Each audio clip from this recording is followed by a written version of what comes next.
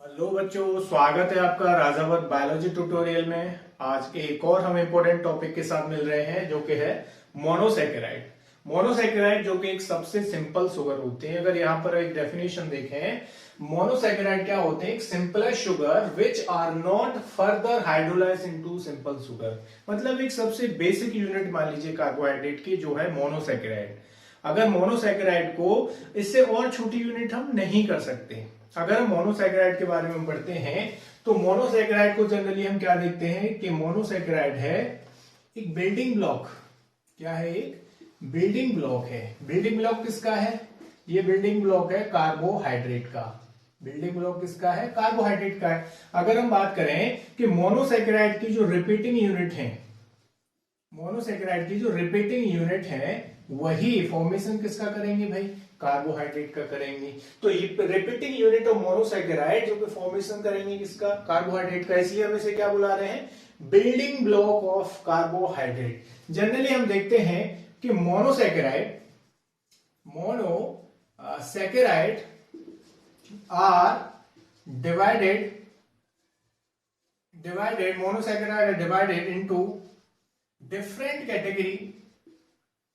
into different categories based on functional group and carbon atom. जब हम functional group को देखते हैं तो फंक्शनल ग्रुप हमने लास्ट वीडियो में भी देखा था। कितने टाइप के होते हैं भाई? ये होते हैं दो टाइप के। एक हमारे पास कौन से हैं? एक हमारे पास है एल्डोज। दूसरे हमारे पास जो फंक्शनल ग्रुप होते हैं दूसरे कौन से हैं? अगर सेकेराइड हम पढ़ते हैं तो वो है कीटोज। यही हम बात करते हैं एल्डोज की। When functional group is aldehyde, जब फंक्शनल ग्रुप कौन सा हो? एल्डिहाइड हो, जिसे हम क्या बोलेंगे? एल्डो शुगर बोलेंगे। एल्डो शुगर में अगर हम जनरली देखें तो हमारे पास एक एग्जांपल आता है ग्लूकोज। ग्लूकोज को हम कौन सी शुगर बोलते हैं? ग्लूकोज को हम बोलते हैं aldo hexo sugar. Aldo hexo sugar हम ग्लूकोज को बोलते हैं। तो याद रखिएगा, when functional group is aldose या एल्डिहाइड, जिसे हम क्या बोलेंगे? ग्लूकोज, या हम कहें एल्डो हेक्सो शुगर बोलेंगे। अब यहां पर देखिएगा हेक्सोज, ग्लूकोज कैसी शुगर है? हेक्सो शुगर है। नंबर ऑफ कार्बन कितने हैं? इसमें 6 है। वही प्रिंसिपल फंक्शनल ग्रुप कौन सा होगा? एल्डोज होगा। यहां पर तुम्हें क्लियर होगा। OSE यहां पर क्या है? OSE सफिक्स है, जो हमने लास्ट वीडियो में भी हमने देखा था। वही अगर जब हम सेकंड प्रिंसिपल फंक्शनल ग्रुप की तरफ हम चलते हैं, कीटोज। कीटोज में जैसे हमने एल्डोज में पढ़ा कि जब फंक्शनल ग्रुप कौन सा हो भाई? एल्डिहाइड हो। जैसे ही हम इसमें क्या पढ़ते हैं, जब फंक्शनली ग्रुप इसमें क्या हो? जब फंक्शनली ग्रुप इसमें हो कीटो, जिसे हम क्या बोलेंगे? जिसे हम बोलेंगे कीटो शुगर। जिसमें हमारे पास एक एग्जांपल आता है। एग्जांपल में हम क्या लिखेंगे? फ्रक्टोज। याद रखिएगा, लास्ट वीडियो में भी हम क्लासिफाई कर रहे थे मोनोसेकेराइड को on the basis of functional group. Monosaccharide दो टाइप के होते हैं, एल्डोज एंड कीटोज। तो जब फंक्शनल ग्रुप कीटोज होगा मोनोसेकेराइड के ऊपर, प्रिंसिपल फंक्शनल ग्रुप, जिसे हम बोलेंगे कीटोज शुगर। यही हम एक एग्जांपल भी देख रहे हैं, फ्रक्टोज। फ्रक्टोज कौन सी शुगर है? कीटो शुगर है, क्योंकि इसका प्रिंसिपल फंक्शनल ग्रुप कौन सा होगा? कीटोज होगा। ठीक है, तो फ्रक्टोज को हम क्या बोलते हैं? फ्रक्टोज को हम बोलेंगे keto hexose sugar. Ketose hexose sugar. अब ध्यान दीजिएगा, कीटो प्रिंसिपल फंक्शनल ग्रुप हो गया। हेक्सोज, फ्रक्टोज कैसा है? अगर हम देखें केमिकली, जब स्ट्रक्चर हम जिसका देखते हैं तो इसमें नंबर ऑफ कार्बन कितने हैं? 6 हैं। वहीं OSE यहां पर तुम्हें दिखाई दे रहा होगा, ये क्या है? ये है सफिक्स, जिसे हम समझ सकते हैं कि भाई ये क्या है? ये है शुगर। तो याद रखिएगा, on the basis of functional group monosaccharide को दो पार्ट में डिवाइड किया जाता है। First is aldo sugar and second keto sugar. तो ग्लूकोज हमारे पास क्या है? एल्डो शुगर है। वहीं फ्रक्टोज क्या है? फ्रक्टोज हमारे पास है कीटो शुगर। तो इनमें से क्वेश्चन बन सकते हैं, तो ये काफी इंपोर्टेंट है मोनोसेकेराइड का क्लासिफिकेशन। नेक्स्ट जो मोनोसेकेराइड को क्लासिफाई किया जाता है वो किया जाता है based on number of carbon atom. अगर हम देखते हैं monosaccharide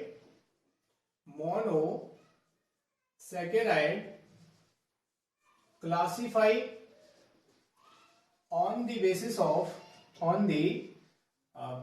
of number of number of carbon atom.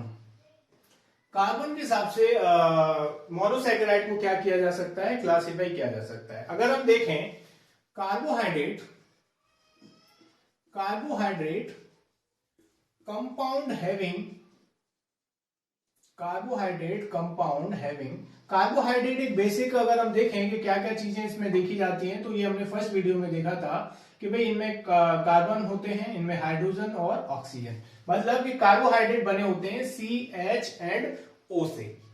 CHO का एक स्पेसिफिक रेशियो भी होता है, compound having CHO in the ratio of 1:1:1, मतलब अगर on the basis of carbon atom अगर हमें मोनोसैकेराइड को क्लासिफाई करना है तो हमें पता होना चाहिए कि जो कार्बन है, हाइड्रोजन है और ऑक्सीजन है, इनका रेशियो क्या होता है। ये हमने फर्स्ट वीडियो में भी बताया था।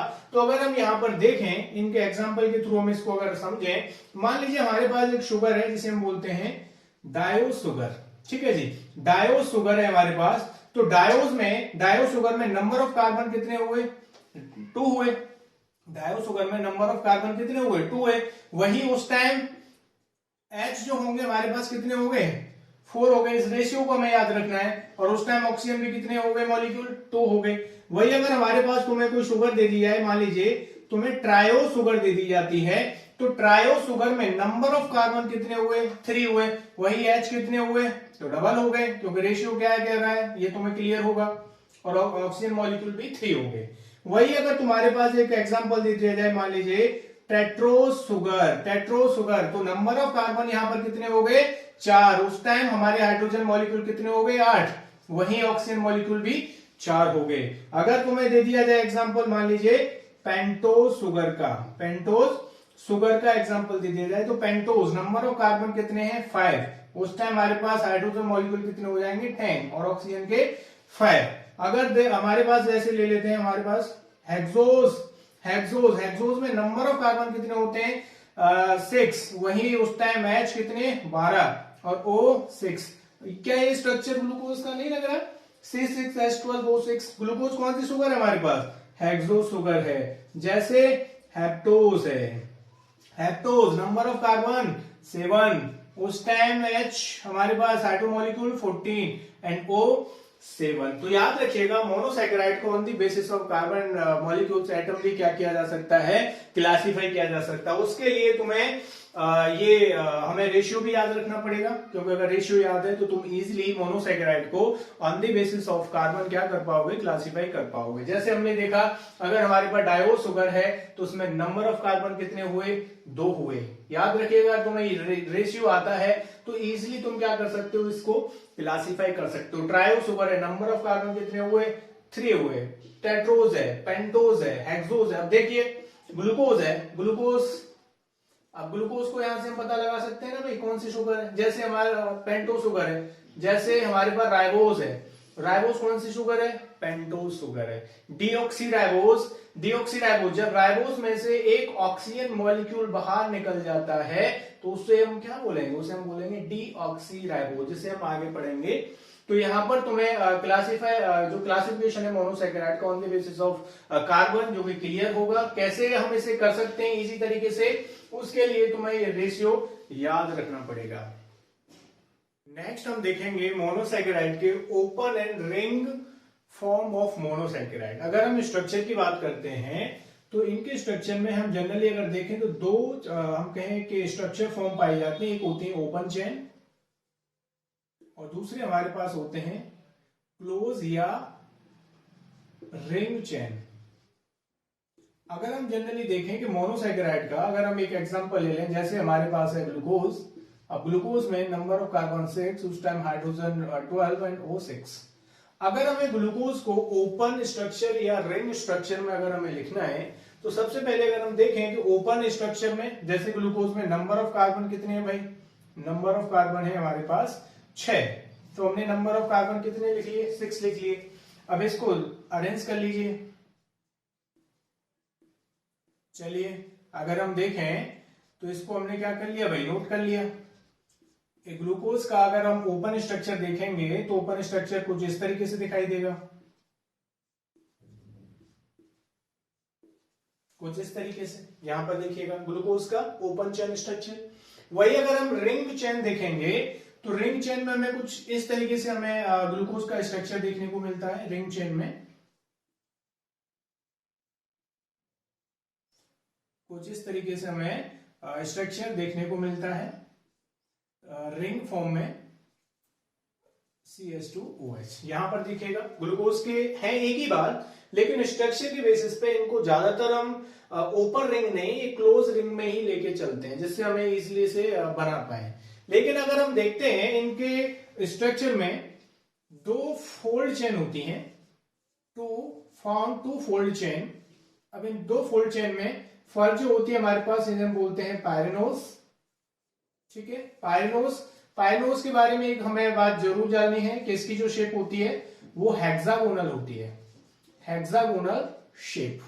अब यहां पर देखिएगा ये कैसी शेप हमें दिखाई दे रही है, हेक्सागोनल शेप हमें दिखाई दे रही है। वही जो दूसरी इसमें रिंग हम जो यूज करते हैं वो है हमारे पास फ्यूरेनोस। ठीक है जी, फ्यूरेनोस की जो शेप होती है वो होती है पेंटागोनल। ठीक है जी, कैसी शेप होती है, पेंटागोनल। जैसे हमारे पास एक शुगर है, जैसे राइबोस शुगर है, राइबोस शुगर का जो स्ट्रक्चर होगा वो कैसा होगा, जो रिंग यूज की जाएगी वो कैसी यूज की जाएगी, पेंटागोनल रिंग क्या की जाएगी, यूज की जाएगी। कुछ इस तरीके से यहां पर देखिएगा। तो हमारे पास जो फॉर्म है वो दो टाइप में जो स्ट्रक्चर हम यूज करते हैं, पायरेनोस रिंग, दूसरा हमारे पास फ्यूरेनोस जिसकी शेप पेंटागोनल होती है। वही इसमें 4 कार्बन एंड उसके साथ 1 ऑक्सीजन मॉलिक्यूल यहां पर देख पा रहे होंगे।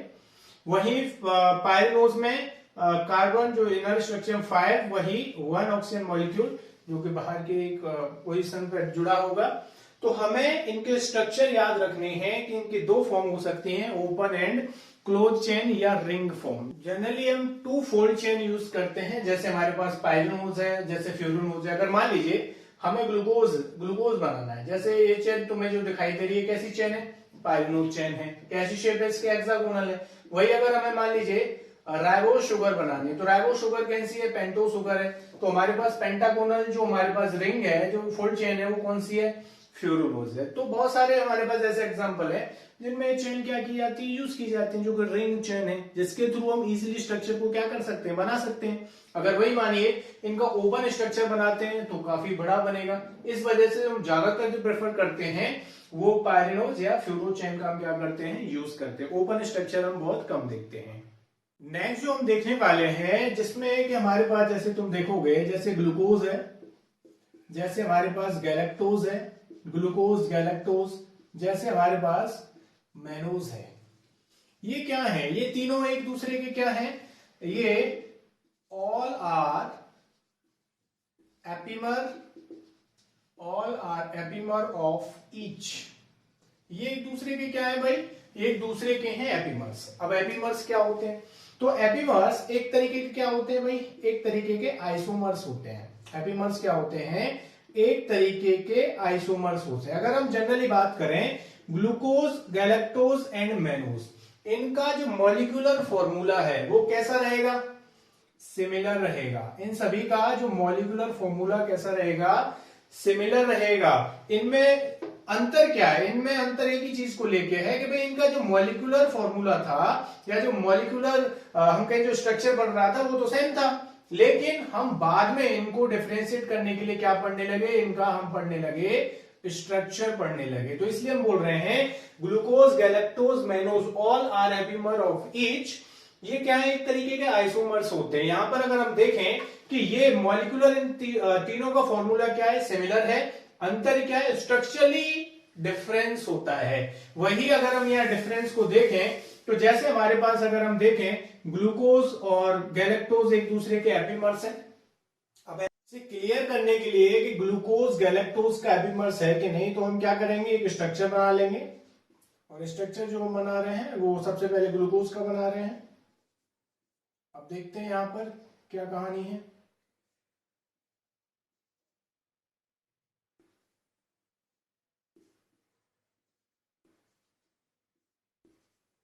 ये देखिएगा, ये स्ट्रक्चर हमारा किसका बन गया है, ग्लूकोज का। सेकंड स्ट्रक्चर हमें किसका बनाना है, गैलेक्टोज का।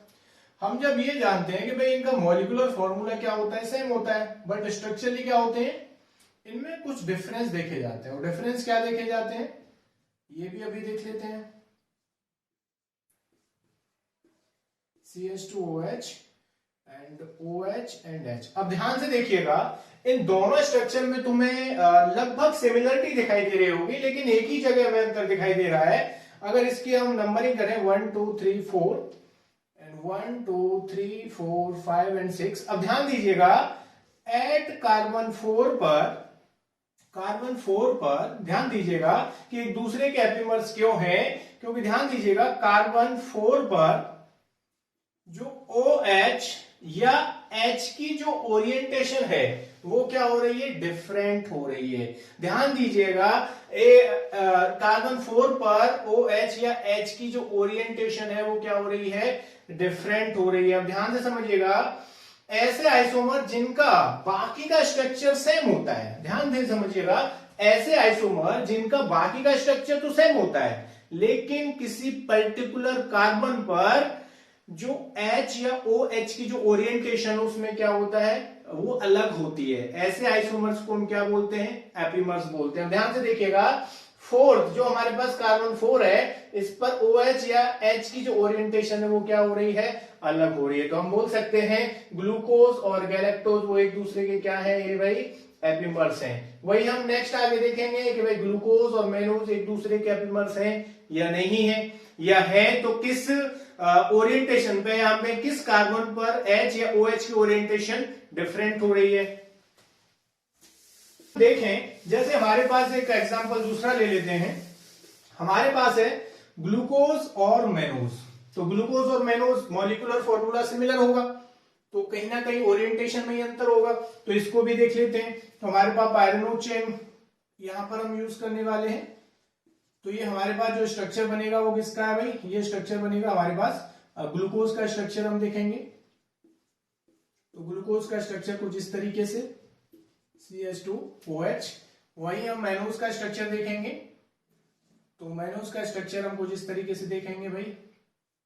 देखिएगा यहां पर बाकी सारा स्ट्रक्चर एक जैसा रहेगा, लेकिन O या OH की ओरिएंटेशन में कुछ ना कुछ क्या रहेगा, अंतर रहेगा। ऐसे आइसोमर्स को हम क्या बोलते हैं, एपिमर्स बोलते हैं। ध्यान दीजिएगा, सारा स्ट्रक्चर एक जैसा ही दिखाई दे रहा है ना, केवल यहां देखिए, इस पॉइंट पर देखिए, एट कार्बन 2 पर, यहां पर देखिए नंबरिंग कर लीजिए 1 2 3 4, ठीक है। अब ध्यान दीजिएगा, एट कार्बन 2 पर H या OH की, OH या O की जो ओरिएंटेशन है, OH या H की जो ओरिएंटेशन है वो क्या है, एकदम डिफरेंट है। एकदम क्या है, डिफरेंट है। याद रखिएगा, मॉलिक्यूलर फॉर्मूला एकदम सिमिलर है, बट स्ट्रक्चर हम क्यों पढ़ने लगे भाई, इनमें कुछ ना कुछ तो अंतर है। तो ये क्या है, एक दूसरे के एपिमर्स हैं। अब कमेंट में बताइएगा कि गैलेक्टोज मेनोज का एपिमर्स है या नहीं है। अगर है तो किस कार्बन पर इनका OH या OH का ओरिएंटेशन क्या हो रहा है, चेंज हो रहा है। इस चीज के बारे में मुझे कमेंट में बताइएगा। तो ये चीज तुम्हें क्लियर होगी कि कहानी क्या है, इनके स्ट्रक्चर कैसे एक दूसरे के ये एपिमर्स होते हैं। नेक्स्ट जो हम डिस्कस करने वाले हैं वो डिस्कस करने वाले हैं हम एनोमर्स या एनोमराइजेशन। तो एनोमर्स क्या होते हैं भाई, एनोमर्स एक तरीके के आइसोमर्स ही होते हैं। इनकी कितनी फॉर्म होती है, तो एनोमर्स की 2 फॉर्म होती है, 2 फॉर्म होती है। First alpha form and second beta form. तुमने कभी कभी चेन में देखा होगा कि कुछ चेन के आगे लिखते हैं हम अल्फा चेन या अल्फा ग्लाइकोसाइडिक बॉन्ड, या कुछ चेन को हम लिखते हैं बीटा फॉर्म या बीटा चेन हम लिखते हैं, जैसे बीटा ग्लूकोज है, जैसे मेनोज है, अल्फा मेनोज है। तो तुमने देखा होगा ये सिंबल हम लगाते हैं।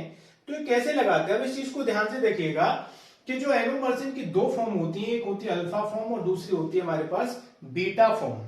अब इनको ध्यान से समझिएगा कि जब कार्बन फर्स्ट पर जो H की पोजीशन है वो कैसी हो, अबव हो। कार्बन चेन में जब रिंग चेन में जब कार्बन 1 पर जो H की पोजीशन है वो कैसे हो, अबव हो, ऊपर की तरफ हो। वही बीटा में हमारे पास, बीटा में कार्बन 1 पर H की जो पोजीशन है वो कैसे हो, बिलो हो, नीचे की तरफ हो। अगर हम इसको एक एग्जांपल के तौर पर समझें तो हम एक स्ट्रक्चर बना लेते हैं। मान लीजिए हम स्ट्रक्चर ले रहे हैं, मैनोज का ले रहे हैं, तो मैनोज का स्ट्रक्चर देख लीजिए, OH H OH H H CH2OH H and OH। अब ध्यान दीजिए ये क्या है, ये है हमारे पास मैनोज। अब मैनोज में ध्यान से समझिएगा कि कार्बन फर्स्ट पर ये है 1 2 3 4 5 एंड 6, ये है फन, ये हमारे पास C1 पर। जब C1 पर जो H है वो कैसा हो, अबव हो, ये किस तरफ दिखाई दे रहा है, ऊपर की तरफ दिखाई दे रहा है ना। तो ऐसे जो चेन है या ऐसी जो रिंग है, इनको हम क्या नाम देंगे, अल्फा। अब इसे हम क्या नाम देंगे, इसे हम देंगे अल्फा मैनोज, अल्फा मैनोज। अगर वही मान लीजिए इसी एग्जांपल के तौर पर हम समझ लेते हैं, वही ये जो H है वो नीचे की तरफ होता, C1 पर जो H है वो बिलो नीचे की तरफ होता, तो हम इसी को हम क्या बोल देते, इसी को हम बोल देते बीटा मैनोज। तो एनोमराइजेशन या एनोमर्स तुम्हें क्लियर होगा, जिसकी दो फॉर्म होती हैं, एक अल्फा एंड दूसरी बीटा फॉर्म। जब कार्बन 1 पर H अबव होता है, ऊपर की तरफ होता है, जिसे हम बोलेंगे अल्फा। वही जब H बिलो होता है कार्बन फर्स्ट पर, जिसे हम बोलेंगे बीटा फॉर्म। या रिंग में तुम कैसे क्लियर कर सकते हो, तो यहां से ये चीज तुम्हें क्या होगी, क्लियर होगी।